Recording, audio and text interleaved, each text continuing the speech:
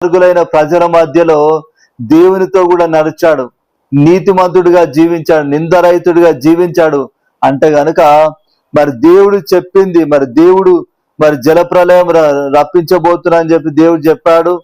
హల్లెలూయా. అయితే దేవుడు చెప్పింది జరుగుతుందని చెప్పి నమ్మి నోవాహు ఏం చేశాడు? హల్లెలూయా.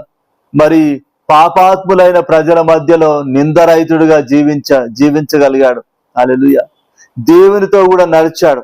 హల్లెలూయా. అంటే మనం యేసు ప్రభువుని మనం వెంబడించాలంటే దేవుడు మనకిచ్చిన వాగ్దానాల పట్ల మనం విశ్వాసం కలిగి ఉండాలి. హల్లెలూయా.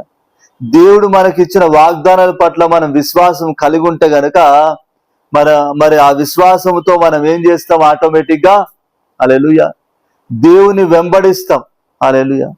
విశ్వాసం అనేది ఏం చేస్తుందంటే మరి దేవునికి ఇష్టకరంగా మన హృదయం